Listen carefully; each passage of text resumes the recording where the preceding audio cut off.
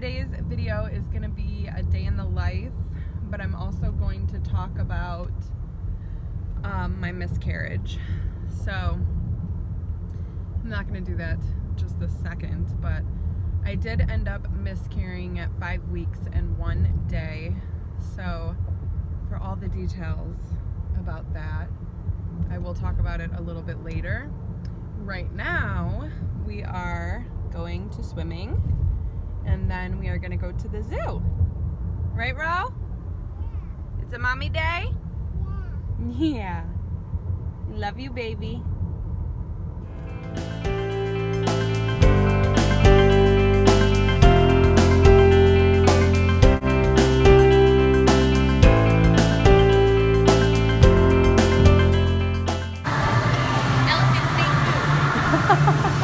Is that what she told you? I didn't know that. Horsey does too? Oh, horses do too.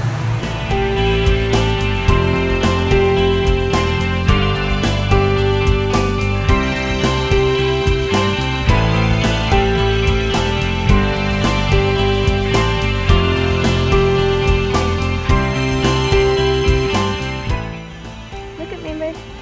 You see him?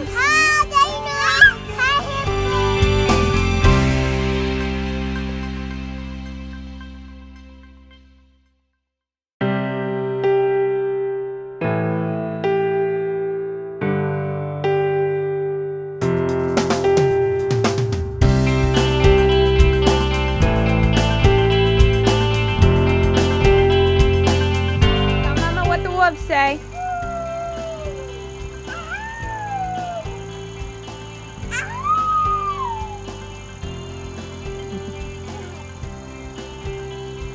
What's his name? Is that Balto?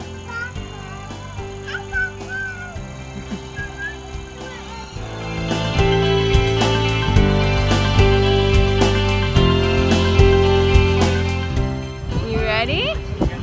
Go on, stick it out. Woo!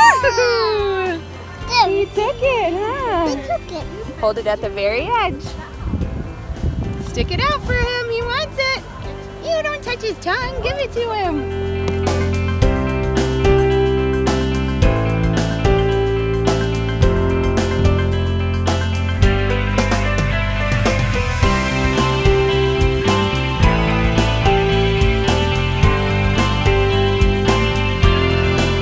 All right. Sit down. I'm going to get you at the bottom, okay? Go down the big slide. Good job, baby. Going down.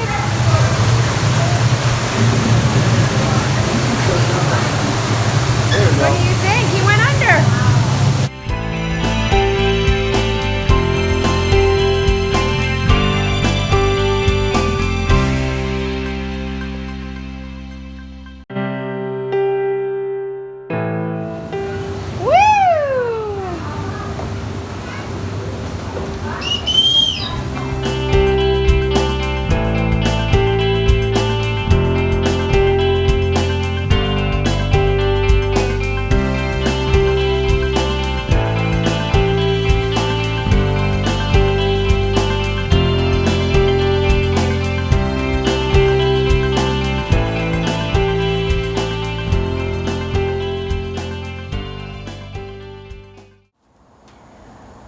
So Rosalie is napping right now. I figured this would be a good time for me to talk a little bit about my miscarriage experience that I had during our last round of IVF. So if you are unfamiliar with my story, in 2016 my husband and I conceived our daughter Rosalie through IVF. She was our fresh transfer, our first transfer, and we are so blessed that we are able to have her, that we have her. Since then, we have been trying to conceive baby number 2, and we have done 3 frozen embryo transfers. The first one completely failed.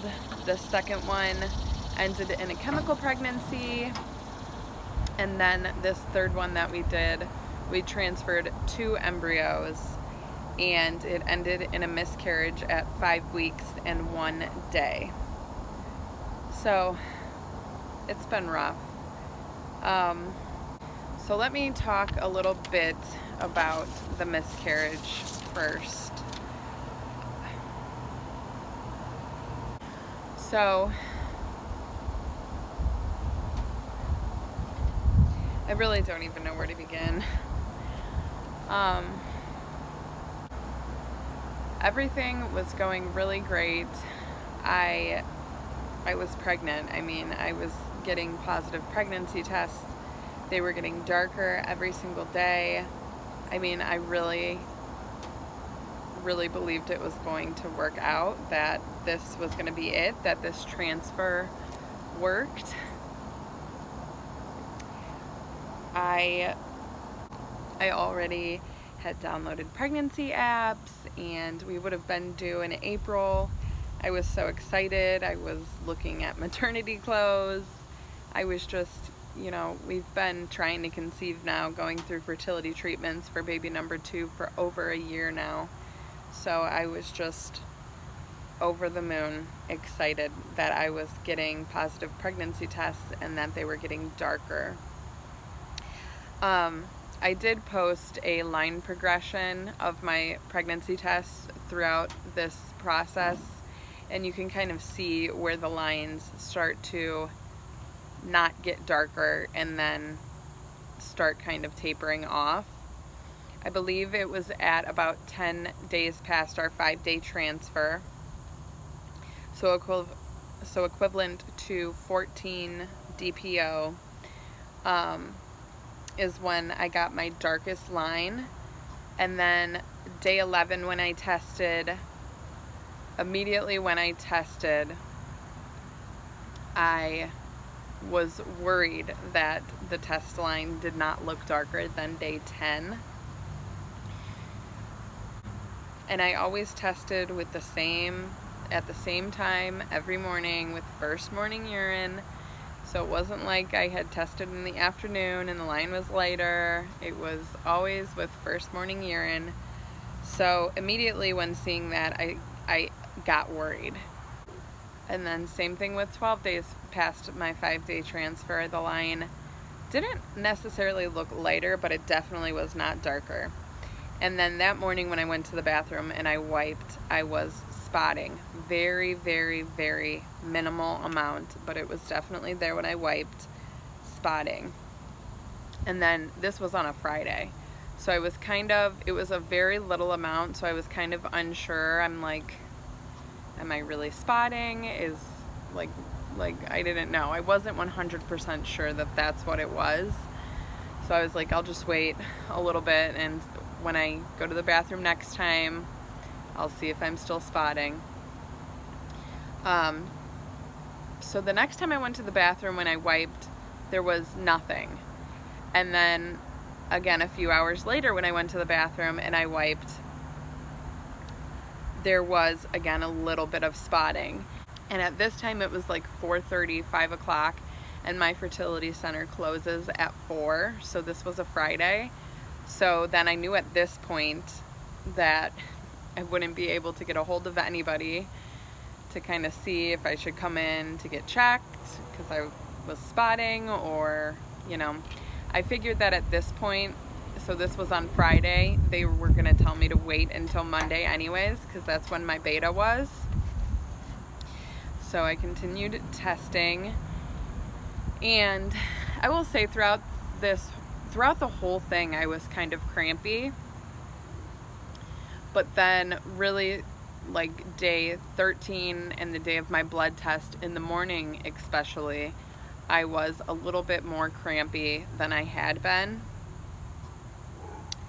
And my test then started to look a little bit lighter on day 12 and day 13, and then day 14 is when I went in for my blood test. And so for my blood test, my number came back at 36. So for my clinic, at 14 days past a 5-day transfer, they want to see numbers at least 100 plus, and my numbers were only 36. So I was advised to stop taking my medication, which was progesterone and oil shots, as well as estrogen. And, you know, I was a little skeptical. I was like, should I really stop taking it? What if it's a late implanter? The thing is, when you do IVF, they're really, like, you only have a certain window where you can implant. It's not like, you know, and I did the ERA testing, what tells you the perfect time to transfer your embryo so that you are in that window where you are able to implant. So, you know, I was already getting positive pregnancy tests. I got my first positive at 6 days past my 5-day transfer. So I obviously was already implanting. Yes, I did transfer 2 embryos. So maybe the second one was a late implanter, but even so, it wouldn't have been that late of an implanter.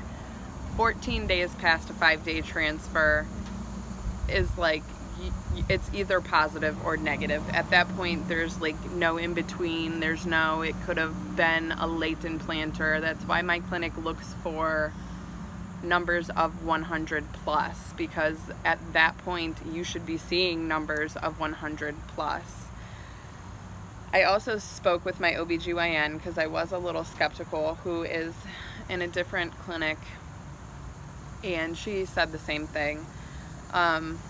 She thought that at that point my numbers should have been much higher. You know, taking progesterone and estrogen could just drag out the process and prolong it, because it's telling your body still that it's pregnant when really it's trying to miscarry. Also, if it were a tubal pregnancy or something, then you're not allowing it to miscarry, which could also be a reason why you have low numbers.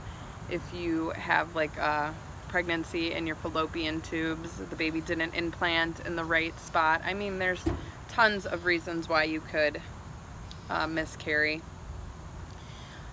We never have had our embryos PGS tested, so, you know, it very well could just be that even though they appear to be good quality embryos on the outside, that their genetic makeup on the inside is just, something is just not right. So yeah, so that's kind of that. So I did stop taking my medication at 14 days past my 5-day transfer, and 4 days later AF arrived. So at 18 days past my 5-day transfer, my period did finally arrive, and when it arrived heavy and full force. I mean, it like came. It came. So when it did finally come, my cramping was pretty bad. I don't typically get cramps during my period, so any type of cramping throughout my cycle, throughout my period, is really uncommon for me. It's just not normal. So, but these were pretty good cramps, to a point where I was like rubbing my stomach. Like, they hurt. They were bearable for me, but they were painful. And my period was much longer than normal. Usually it lasts about 4 to 5 days. This went on for 8 days, like heavy bleeding, 8 days. I honestly didn't know that I was gonna stop bleeding. And I did pass a few good sized clots, nothing like alarming, but a few good sized ones where I was like, maybe that's it. And it just kept coming. So it did end up tapering off at like 7 and kind of completely ending by day 8. So, yep. And then I don't know if it had anything to do with it, but about a week after that, then I got like this pretty bad cold, and I just felt like total crap. I would imagine that my immune system was probably working hard to get everything out of my system. My body was working hard to get everything out of my system. So I did end up getting a pretty bad cold that lasted about almost 3 weeks until it was like completely gone. So that was rough. And so now today, it is about a month later. I have not gotten another cycle yet since then. I'm due actually any day now. Tomorrow I think is when I'm due to get AF. So this will be my first cycle after that. So I'm interested to see if it is back to normal or, you know, how that goes. Emotional wise, I'm still recovering. This is one of the hardest things that I've gone through. This is rough. Miscarriage is no joke. And I know there are so many women out there that have gone through this so many more times than I have had to, and that I have no words. It's really awful. And I was only 5 weeks and 1 day along. I can't imagine being further along. There are so many emotions that go along with miscarriage. It's like having something ripped away from you. I can't even put into words how emotionally painful it is to experience something like this. To just be so close, yet so far away. I mean, it was right there. I was pregnant. It's really hard for me to wrap my head around that I'm not still pregnant and that this did not work. I still have, you know, quite some recovering to do. So we are just taking this time and trying to spend it with our little miracle daughter, which now more than ever, I realize just how big of a miracle she is to be here. I do not take for granted one day that I get to spend with her, 1 minute that I get to be with her. I mean, it's just, I am beyond blessed to be able to even have one child, and I do not at all take it for granted.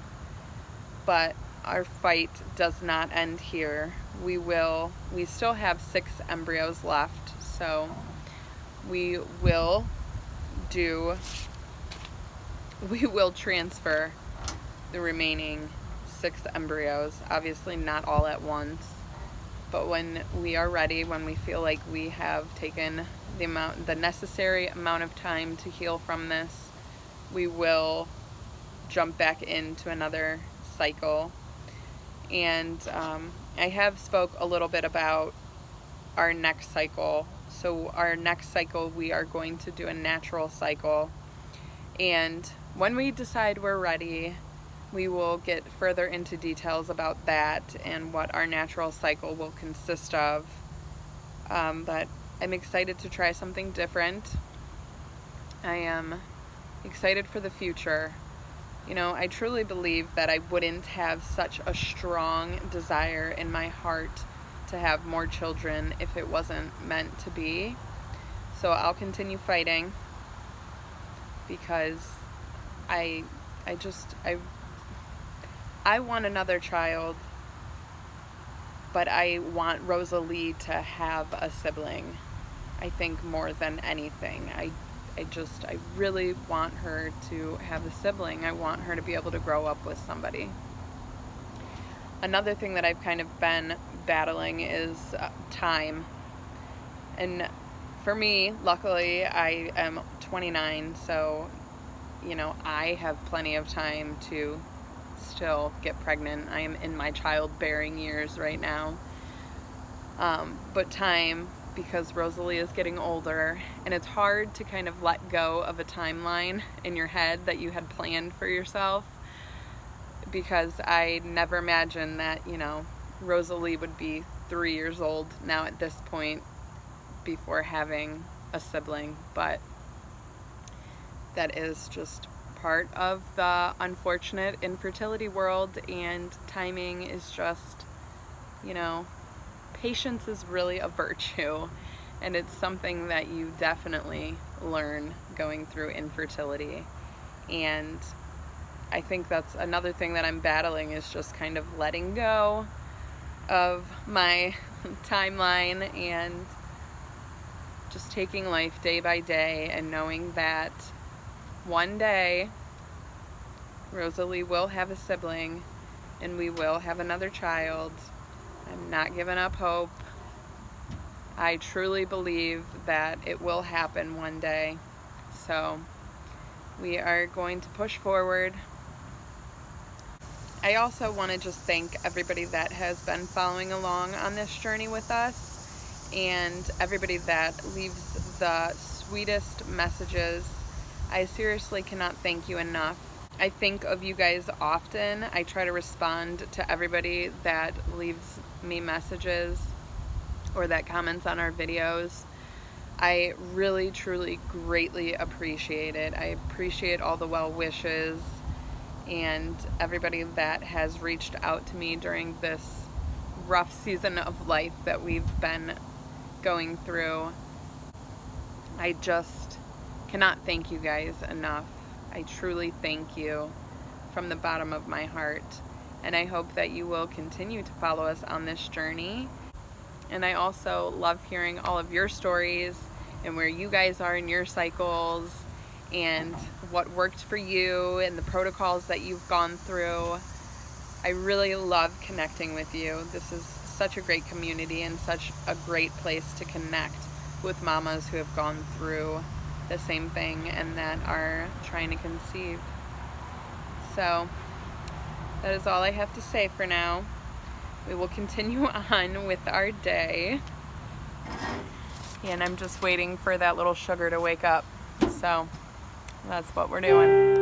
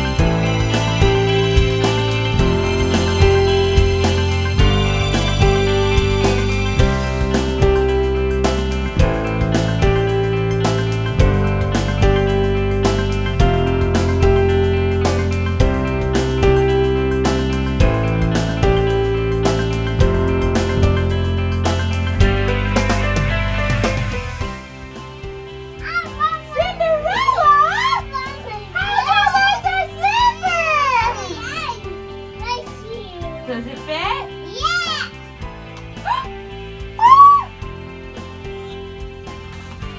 Spin and dip! Okay. Kiss.